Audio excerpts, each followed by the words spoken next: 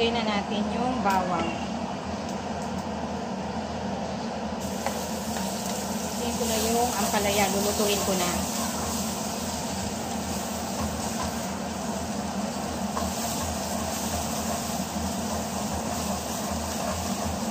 Yung ampalaya. Lagyan pa natin.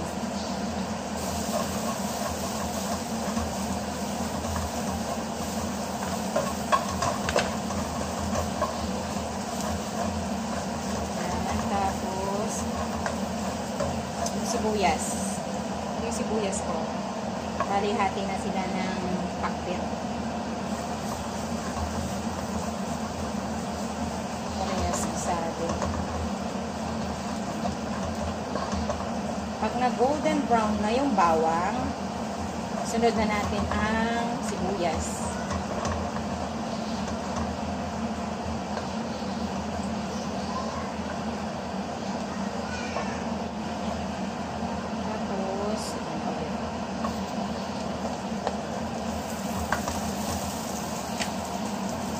Dating gawin. Oh, gisa-gisa. Alam niyo naman mag-isa, di ba?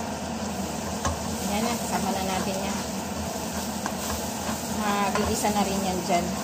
Dami pa arte eh.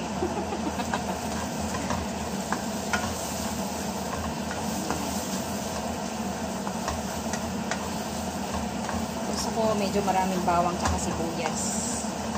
Kasi yan yung nagbibigay ng lasa, nagdadagdag ng lasa.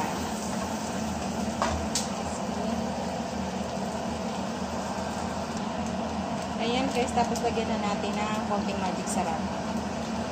Pwede naman kung ayaw nyo maglagay ng magic sarap, pwedeng wag nyo nang lagyan. Asin na lang or patis. Depende kasi sa tao kung anong gusto. So, ako naglalagay ako ng magic sarap.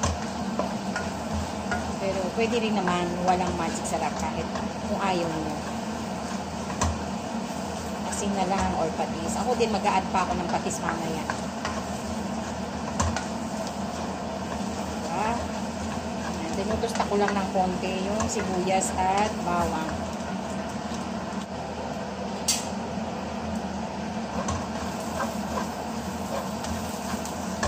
Ito pa rin napindot.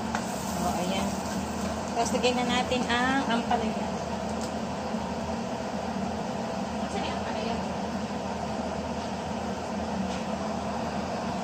Lagyan na natin ang ampalaya. Ayan.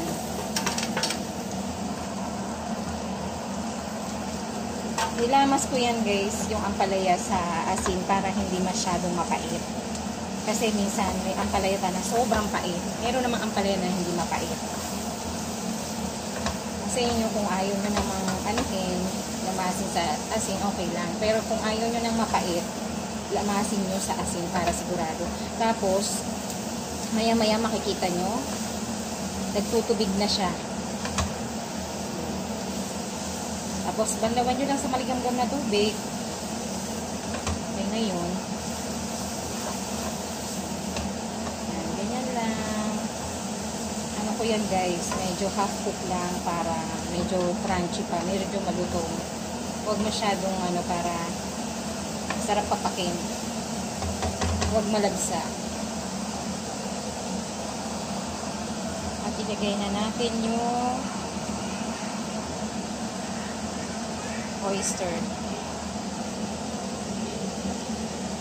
Yan. Nawala na kasi, naubusan ako sa bote. So, sachet na lang yung binili ko. Ubus na. Malakas kami sa oyster.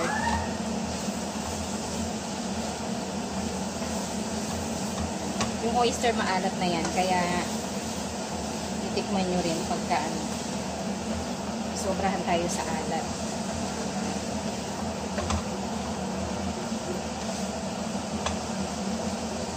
Konting disa-disa lang, konting halo-halo lang. Dalawang oyster yan, para medyo masarap.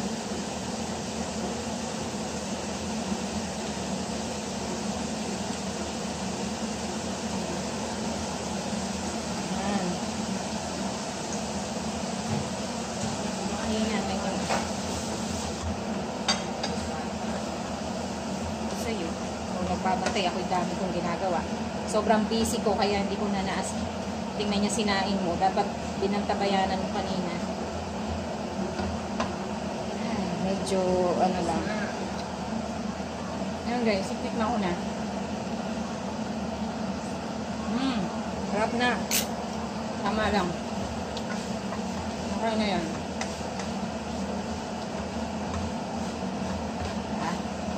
May pait pa rin. Pero masarap. Okay. Pakbet naman ang lulutuin ko guys. After nito, pakbet naman. Diba? Puro halo. Pero yummy yan. Yan na. O, see? Medyo malutong-lutong. Ayaw ko malalagsa eh. Para kahit pa paano meron ko pang na. Turn off the light. Turn off the light. Turn off the fire. Patay ng ating talan.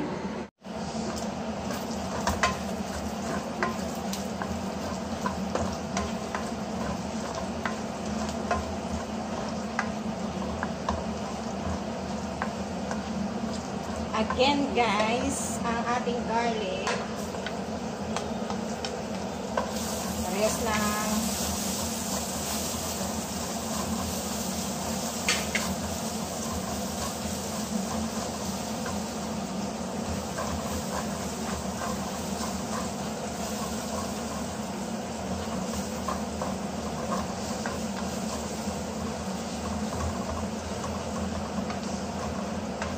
Tapos, ang ating sibuyas.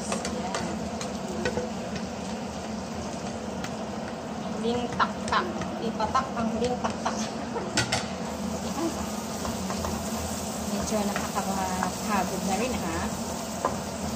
Kasi kanina ko pa, nag-ano pa ako ng mga barbecue. Sama na natin yan.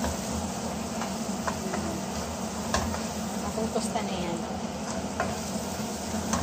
Golden brown.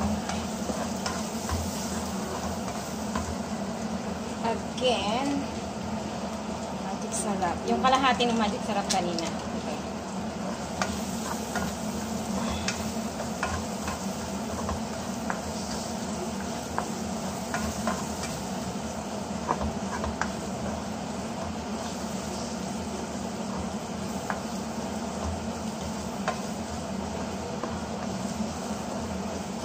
Tapos, lalagay na natin ang mga gulay. Gulay. Ayan, guys. Hindi ko pala napindot. Ayan, nabisi. Nailagay ko na yung okra, yung sigarilyas, at ampalaya. Ayan. Tapos, lalagyan na lang natin ng konting sabaw. So, guys, lagay na natin ang tubig. 1 cup. Para medyo,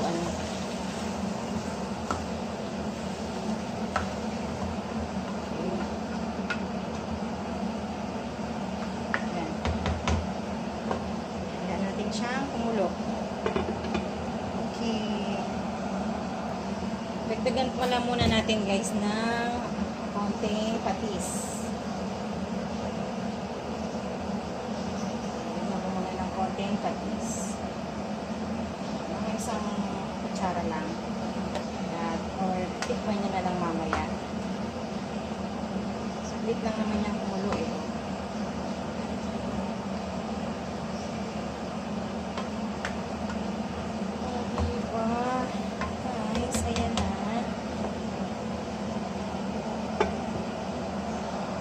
Ayan guys, luto na ang ating pakbet. Yun na yan. Hindi ko ganong kasi baka malagsa. Malabo yung kailangan medyo makunat-kunat yung gulay. Ayan, para mamaya. Ready to patikpan nga muna. Pinatay ko na rin yung apoy niyan. Kasi mainit na yan. Kahit patayin mo yung apoy, mainit pa rin yung kalan tsaka yung kawali. Wow! Sarap! Alam mo, ngayong matanda na ako, doon ka lang na-appreciate yung gulay. Pero pag bata ka pa, at hindi mo talaga nakasanayan, hindi mo ma-appreciate yung gulay. Ako dati ayaw na ayaw ko kumakain ng gulay. Sinusuka ko yan, nasusuka ako. Sinasaksak pa sa bibig ko yan para kainin ko, tapos nagkakandaduwal-duwal ako. Pero ngayon, pag pala nagkakaedad ka, parang nagsasawa ka na sa mga pagkain mo noon. Parang ngayon, mas gusto mo yung, eto, simple na lang, ganyan. Parang isipin mo yung, hindi ka na pwedeng kumain ng kung ano-ano, basta kailangan yung healthy na. Dapat yung mga bata, mga anak natin, lagi natin pakainin ng gulay. Yan lang ang panlaban nila, wala nang iba. Mas higit ang mga gulay sa mga vitamins na naiinom. Nandyan na po kasi lahat ng vitamins niyan. Nasa gulay, nasa prutas. Diba? Sige. See you later, guys.